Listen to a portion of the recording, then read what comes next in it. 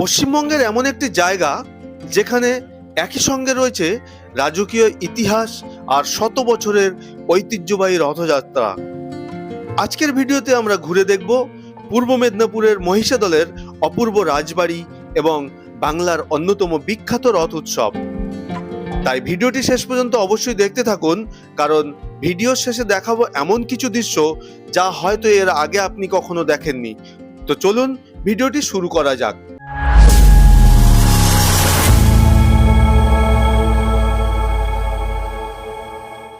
তো বন্ধুরা, দেখতে পাচ্ছেন আমার এই পাশে আছে, এটি রানী জানকী দেবী নির্মাণ করেছিলেন 1935 সালে, আর এটি মহিষাদল নতুন রাজবাড়ি নামেই পরিচিত।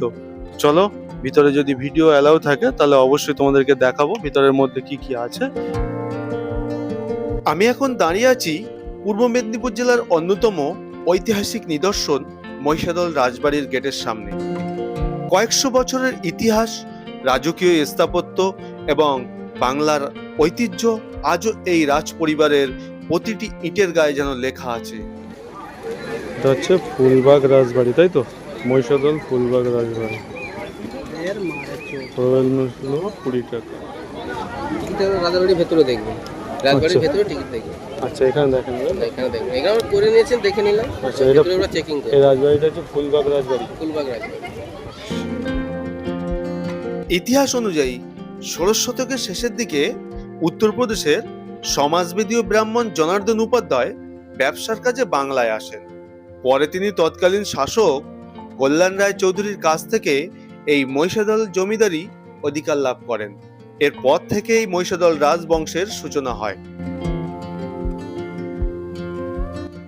বন্ধুরা, দেখতে পাচ্ছেন এটি 1935 সালেই সেই ভবনটি নির্মাণ করা হয়েছিল, যে সময় ঠিক সেই সময়েরই কামান এখানে রাখা আছে। আর এই কামানটি সৌন্দর্যায়নের শুধু ছিল তা নয়, এটি রাজপ্রাসাদের অহংকার বর্ণনা করত। প্রথম দিকের রাজপ্রাসাদ আজ আর নেই। বর্তমানে যে ঐতিহাসিক প্রাসাদটি দেখা যায় তার মধ্যে সবচেয়ে বিখ্যাত রঙ্গিবসান রাজবাড়ি, যা 1840 সালে নির্মিত হয়েছিল। পরবর্তীকালে 1934 সালের দ্বিতীয় এই ফুলবাগ রাজবাড়ি তৈরি হয়েছিল। এই দুটি প্রাসাদ আজ মহিষাদলের গর্ব। মহিষাদল রাজবাড়ির রাজকীয় সৌন্দর্যের কারণে বহু বাংলা সিনেমা ও ধারাবাহিকের শুটিং এখানে হয়েছে। যেহেতু প্রাসাদের ভিতরে ভিডিও ক্যামেরা অ্যালাউ নেই, তার কারণে আপনাদেরকে প্রাসাদের ভিতরের চিত্র দেখাতে পারলাম না।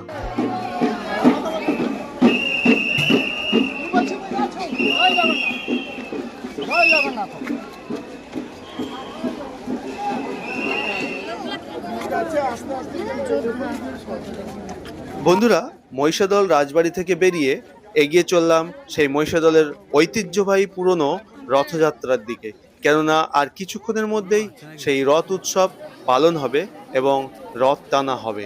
তো সেটাই আপনাদেরকে দেখাবো। তো চলুন আরো সামনে গিয়ে কানেক্ট করছি।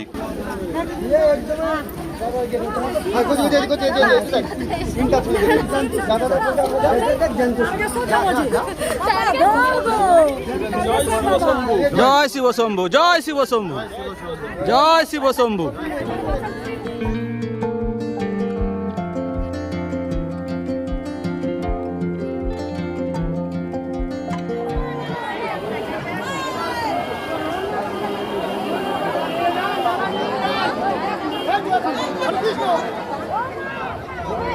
আসো আসো, ও কাকা আসো।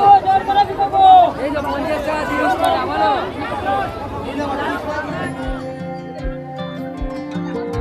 দেখতেই পাচ্ছেন ভক্তির সঙ্গে সকলেই পূজা অর্চনা করছে এবং সকলেই প্রণাম করছে ভক্তির সঙ্গে। আর এখান থেকেই কিন্তু সেই রথের দড়িগুলো দেখা যাচ্ছে, আর কিছুক্ষণের মধ্যেই কিন্তু রথের দড়ি ধরে টানা হবে, রথ টানা হবে। মহিষাদল রাজবাড়ির রথযাত্রা শুধু পূর্ব মেদিনীপুর নয়, সমগ্র পশ্চিমবাংলার অন্যতম প্রাচীন ও বিখ্যাত রথ উৎসব। এই রথযাত্রার সূচনা হয় 1776 সালে, আর এর প্রবর্তক ছিলেন মহিষাদল রাজ এস্টেটের শাসক রানী জানকী দেবী। তিনি 1774 সালে মদন গোপাল জিউক মন্দির প্রতিষ্ঠা করেন এবং তার 2 বছর পর এই রথযাত্রা প্রচলন করেন। মহিষাদলে আজও একটি শতাব্দী প্রাচীন রীতি পালন করা হয়। রথের দড়িতে প্রথম টান দেন রাজ পরিবারের বর্তমান প্রতিনিধি, এরপর সাধারণ ভক্তরা রথ টানেন। এই প্রথা চলে আসছে রানী জানকী দেবীর সময় থেকে। এর মাধ্যমে বোঝা যায় রাজ পরিবারের নিজেদের এই উৎসবের প্রথম সেবক ও আয়োজক হিসেবে নিজেকে মনে করেন। পরে সেই দায়িত্ব সাধারণ মানুষের হাতে তুলে দেওয়া হয়। 2 শতাব্দীরও বেশি সময় ধরে চলে আসা এই ঐতিহ্য আজও অটুট। তাই রথযাত্রার দিন রাজ পরিবারের সদস্য প্রথমে রথের দড়িতে হাত দেন, তারপর হাজার হাজার ভক্ত একসঙ্গে জয় জগন্নাথ ধ্বনি দিয়ে রথ টানতে শুরু করেন। এই প্রথাই মহিষাদলের রথযাত্রাকে অন্য সব রথযাত্রা থেকে আলাদা মর্যাদা দিয়েছে। বন্ধুরা, আমার ভিডিওটা যদি আপনাদের ভালো লাগে তাহলে অবশ্যই ভিডিওতে একটা লাইক করে দেবেন আর চ্যানেলটাকে সাবস্ক্রাইব করে নেবেন।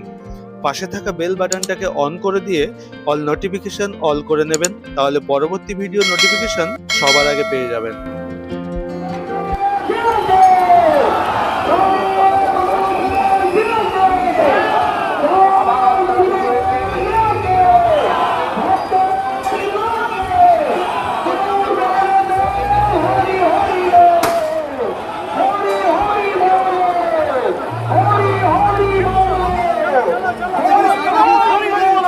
পুরীর রথযাত্রার মতো এখানে জগন্নাথ, বলভদ্রা ও সুভদ্রা একসঙ্গে রথে ওঠেন না।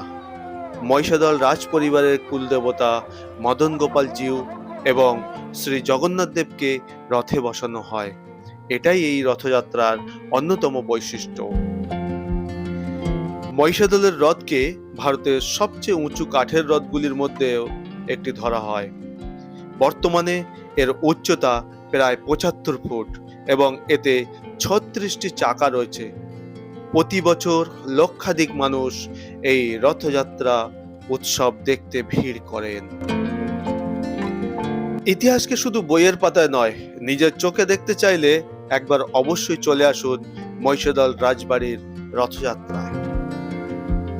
ভিডিওটি যদি বন্ধুরা ভালো লাগে তাহলে অবশ্যই একটা লাইক করবেন, বন্ধুদের সঙ্গে শেয়ার করবেন, আর এমন ভ্রমণ, ইতিহাস আর অজানা গল্প জানতে অবশ্যই চ্যানেলটাকে সাবস্ক্রাইব করতে ভুলবেন না।